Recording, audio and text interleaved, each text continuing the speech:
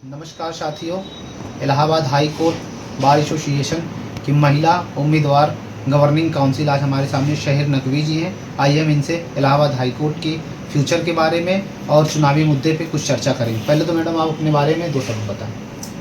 देखिए, मैं शहर नकवी हूँ और इलाहाबाद हाई कोर्ट में प्रैक्टिस करती हूँ और गवर्निंग काउंसिल पोस्ट के लिए इलेक्शन लड़ रही हूँ। मेरा सीरियल नंबर 63 है। ठीक है मैडम ने अपने बारे में काफ़ी कुछ बताया जो है, तो आइए हम इनसे अब चुनावी मुद्दे पे बात करेंगे। मैडम पहले तो आप ये चुनाव जो लड़ रही हैं आप गवर्निंग काउंसिल पद पे, आपका क्या मोटिव है, क्या उद्देश्य है और आप क्या सोच करके लड़ रही हैं? देखिए, मैं काफ़ी दिनों से आप लोग देख रहे होंगे कि वकीलों की बहुत समस्याएं हैं, बड़ी प्रॉब्लम चल रही है वकीलों को कि इंटर्नशिप पे आते हैं जो बच्चे, उनके लिए कोई इंतज़ाम ज़्यादा नहीं है। और वकीलों के लिए जो न्यू वकील हैं, एडवोकेट हैं, वो जूनियरशिप किसी के साथ लेते हैं, जूनियरी करते हैं, तो थोड़ा उनको कहीं से भी सोर्स ऑफ इनकम का कोई ऐसा साधन नहीं होता है। गवर्नमेंट की तरफ से कोई सैलरी नहीं है, कोई भी ऐसी सुविधाएं नहीं है कि बच्चों का करियर बन सके, लोगों का फ्यूचर बन सके, वकालत पे लोग आने के लिए इंकरेज हों। तो ये सारी चीज़ें सरकार से भी, हम लोग अगर कार्यकारिणी में आते हैं तो एक बार एसोसिएशन हाई कोर्ट का एक बड़ा पैनल है, हम इसके तरफ से सरकार से भी मांग करेंगे कि नए लोगों के लिए कुछ तो सुविधाएं दें ताकि उनके जीवन जिंदगी चल सके। मैम कहीं ना कहीं ये एशिया का सबसे बड़ा हाई कोर्ट माना जाता है और मैम यहाँ बहुत सी गंदगियाँ देखने को मिलती है हाई कोर्ट के अंदर। आप कहीं ना कहीं प्रैक्टिस करती हैं, आपको बहुत सी चीज़ें यहाँ देखने को मिलती होंगी। अभी हम एक दिन एक इंटरव्यू सेशन के लिए गए थे, हमने कोर्ट के अंदर देखा कि बाथरूम की पानी बाहर चली जाती है आने जाने वाले रास्ते, और धूम्रपान वगैरह को लेकर के, यहाँ के शौचालय को लेकर के, पीने के लिए अच्छे स्वच्छ पानी के लेकर बहुत सी गंदगियाँ हैं। अगर आप कार्यकारिणी में आती हैं तो आप किस तरह इन चीज़ों को जो है सुलझाएंगी और किस तरह अपनी बातों को रखेंगी? देखिए, ये इंतज़ाम तो आप सही कह रहे हैं कि इन चीज़ों का ज़्यादा इंतज़ाम नहीं है कि कोई दवाओं का छिड़काव माननीय उच्च न्यायालय में हमारे होता नहीं है। और दवाओं के छिड़काव के साथ साथ जो देख रहे हैं आप, धूम्रपान कहीं पे कहीं देखिए रेड कलर की दीवारें नजर आने लगती हैं आपको, तो ये चीज़ें थोड़ा सा गरिमा को धूमिल करता है। माननीय उच्च न्यायालय है, इतनी बड़ी संस्था है, एशिया का सबसे बड़ा हाईकोर्ट है आपने कहा। उसके बाद ये बात सच भी है कि एशिया के सबसे बड़े हाईकोर्ट में हम लोग प्रैक्टिस करते हैं। उसके बाद गंदगी एक छोटी सी प्रॉब्लम है। इस छोटी सी प्रॉब्लम को लेकर लोग क्या सोचते होंगे और क्लाइंट्स कैसा फील करते हैं। गंदगी बहुत रहती है, कहीं ना कहीं सही बात है, पानी की प्रॉब्लम बहुत ज़्यादा है। कुछ अभी वाटर के लिए कुछ इंतजाम लगे, आरओ वगैरह कुछ प्लांट लगे, लेकिन गंदगी का भी कोई इंतजाम नहीं है कि प्रॉपर एक सफाई की व्यवस्था हो, ऐसा कुछ नहीं हो पा रहा है। मैम जो नए अधिवक्ता बन के जो विधि छात्र आते हैं एनरोल्ड हो करके, कहीं ना कहीं उन्हें एक अच्छे मार्गदर्शक और एक अच्छे गुरु की ज़रूरत होती है, लेकिन यहाँ कुछ अधिवक्ता बन के जो बच्चे आते हैं उनके साथ बहुत ही शोषण है, बहुत ही शोषण है जो है। उन्हें जूनियर की तरह, ना मुंशी की तरह ट्रीट करना, फाइल ढुआना, बहुत सी चीज़ें झेलना पड़ता है। यदि आप कार्यकारिणी की मेंबर बनती हैं, आप सदस्यता अगर पा जाती हैं, तो आप किस तरह उन जूनियरों का, अपने जो नए जूनियर आपके आएंगे, किस तरह उनका सहयोग करेंगी और उनकी मदद करेंगी इस वकालत के क्षेत्र में आने के लिए? देखिए, सबसे ज़्यादा होता है अवेयरनेस, किस तरह बारे में कुछ मीटिंग्स हम अगर बार में आते हैं, कार्यकारिणी में आते हैं, तो ऐसी ऑर्गेनाइज करेंगे अपने बार की तरफ से भी। कुछ पर्सनली मीटिंग्स भी मैं स्टूडेंट्स के लिए और नए वकीलों के लिए ऑर्गेनाइज करूंगी, जिसमें सीनियरों को कुछ बुलाऊंगी, कुछ रिटायर्ड जजेस हैं जो अपनी योजनाएं, अपनी बातों को उनके समझ रखेंगे, इंस्पिरेशन, अपनी ज़िंदगी के तजुर्बे, अपने एक्सपीरियंस को उनसे शेयर करेंगे। कुछ ऐसी चीज़ें करने से ही उनको तजुर्बा मिलेगा ज़िंदगी का और आगे बढ़ने में सपोर्ट मिलेगा। और मैडम आज की डेट में जो करंट में चल रहा है हाई कोर्ट के अंदर समस्या चैम्बर को लेकर के, कि नए चैम्बर माननीय मुख्यमंत्री, माननीय सरकार ने बनवाया है 2500 से 3000 लोगों के लिए, तो कहा जाता है कि चैम्बर अलॉटमेंट तभी होगा जब तक पुराने चैम्बर डिमोलिश कर नहीं दिए जाते हैं, जब तक डिमोलिश नहीं, जब तक उसमें जगह नहीं मिलती तब तक इसको हम डिमोलिश नहीं, मतलब बहुत से मतभेद है इस चैम्बर को लेकर के। और अगर आप आती हैं सदस्यता में तो आप किस तरह इस चैम्बर की समस्या को, किस तरह मीटिंग करके, आंदोलन करके या एक बिल ला करके अपने न्यायालय के सामने अपने अध्यक्ष से, उपाध्यक्ष से, किस तरह आप इसको सुलझाएंगे इस समस्या को? कहा तो ये जा रहा है कि 10,000 अधिवक्ताओं को बैठने का इंतजाम हो चुका है।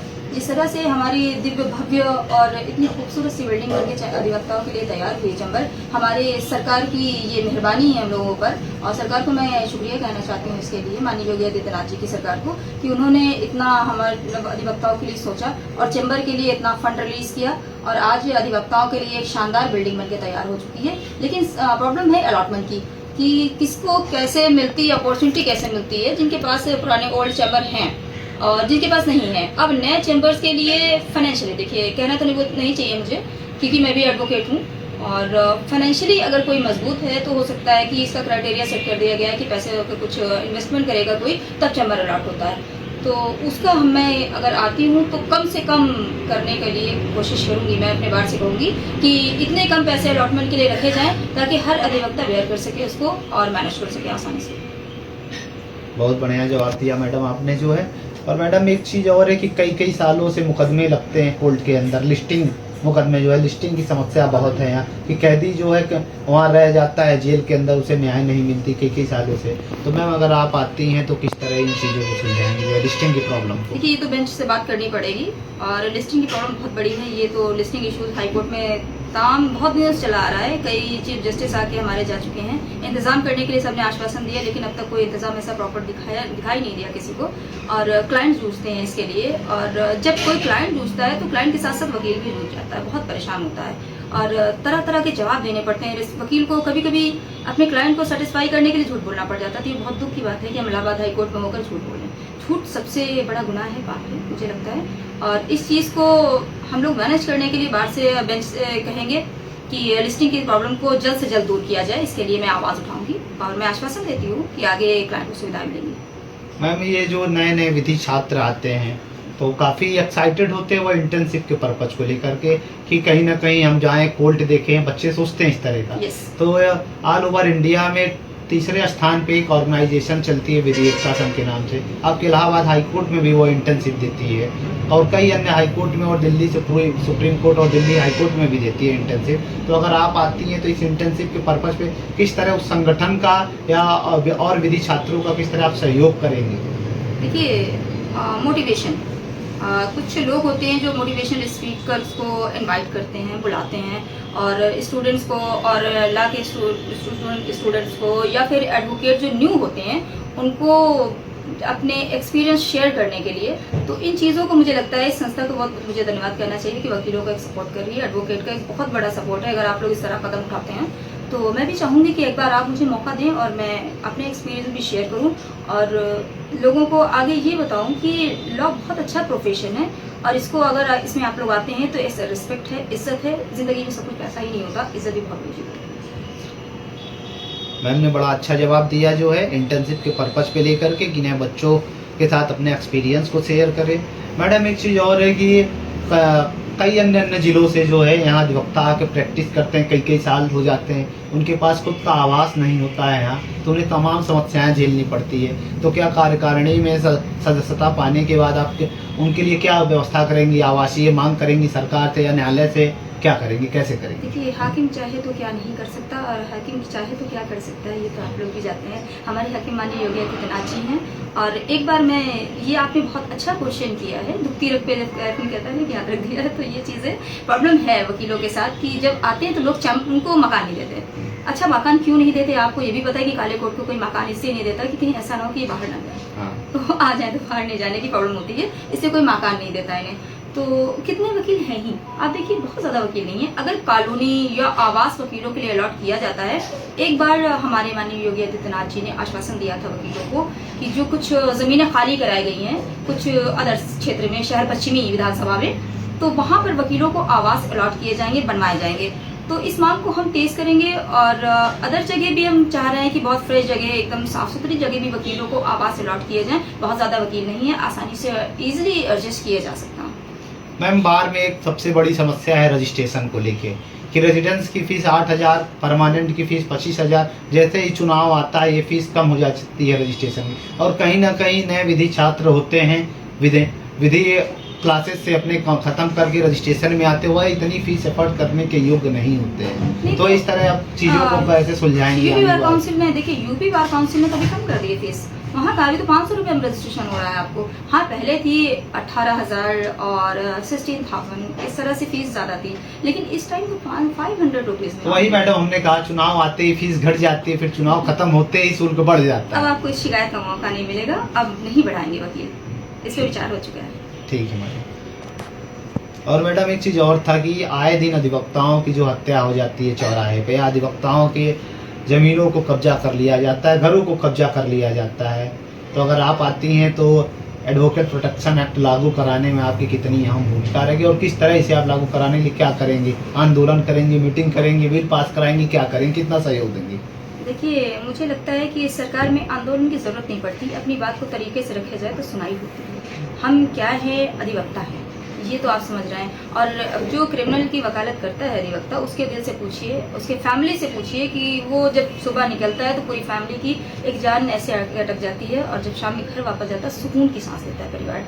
तो इसके लिए एडवोकेट प्रोटेक्शन एक्ट एक ज़रूरी स्टेप है हमारा, और हम चाहेंगे, सरकार से भी मांग करेंगे कि जल्द से जल्द उसे लागू किया जाए।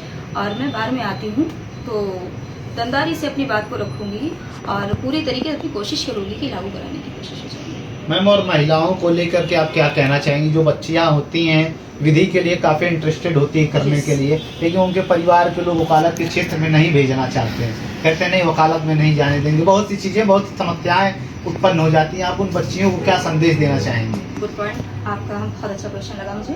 देखिए, लेडीज़ एक नींव होती है किसी भी चीज़ की। जहाँ पे लेडीज़, देखिए दिमाग आदमी कहता है कि औरतों के पास बहुत ज़्यादा रहता है, सिक्सेस भी डेवलप होते हैं, किसी चीज़ को ईजिली ऑब्जर्व कर लेती हैं। तो वकालत के क्षेत्र में जब भी महिलाएं आई हैं तो इतिहास रचा है और नाम किया है। और आज देखिए हमारी माननीय सुप्रीम कोर्ट में बीबी नागरत्नम साहब, देखिए उनका क्या रुतबा है, लेवल है। अगर हमारी बच्चियाँ, आपकी बहन होगी कल को, किसी और की बेटी होगी, तो आपको प्राउड फील होगा इस चीज़ पे। तो मैं चाहती हूँ कि ज़्यादा से ज़्यादा महिलाएं वकालत में आएँ, अपने माँ बाप का नाम रोशन करें और रोकना टोकना, बच्चियों पे भरोसा करके बाहर भेजिए। वो ज़माना और था जब रोका टोका जाता था, आज का ज़माना और है। हमारी सरकारें भी बहुत सपोर्ट करती हैं फीमेल्स के लिए, लड़कियों के लिए। और योगी सरकार में महिलाएं वैसे भी सेफ साउंड है, तो निकलने दिया जाए, क्या प्रॉब्लम है? ठीक है मैडम, कहीं ना कहीं मैडम आप भी एक महिला थी, तो इस नाते हमारा आपसे यह सवाल था। और मैडम बहुत बहुत धन्यवाद, आपने अपना बहुमूल्य समय दिया और हम आशा करते हैं कि आप अपने इन वादों को, जितनी बातें आपने कहा कि आप करेंगी, आगे चल के अगर आप पद पाती हैं तो मैडम क्या करेंगी? जी बिल्कुल करेंगे, क्यों नहीं क्योंकि करेंगे? मैडम वादे तो करता है हर कोई, लेकिन पूरा तो करता है कोई कोई। देखिए, वो एमएलए हैं, एमपी हैं, मिनिस्टर्स हैं, इनके वादों की मैं भरोसा नहीं करती। लेकिन मैं एडवोकेट हूँ, मुझे जाना कहाँ है, मेरा कोई रिटायरमेंट तो है नहीं, यही रहूँगी। मुझसे लोग सवाल करेंगे, वो 5 ईयर के लिए होते हैं, उनसे कोई सवाल नहीं करता। हम एक विश्वास है, जो लोग कहीं से, हर जगह से थक जाता है तो लोग वकील के पास आते हैं इंसान न्याय मांगने, तो हम न्याय से दगा नहीं कर सकते। हम आवाज़ उठाएंगे और मीडिया में भी आप लोगों को फिर से इन्वाइट करेंगे, बताएं। ठीक मैडम, बहुत बहुत धन्यवाद अपना बहुमूल्य समय देने के लिए और बहुत बहुत बधाई आपको, ताकि आप इस पद की कार्यकारिणी की सदस्य बने।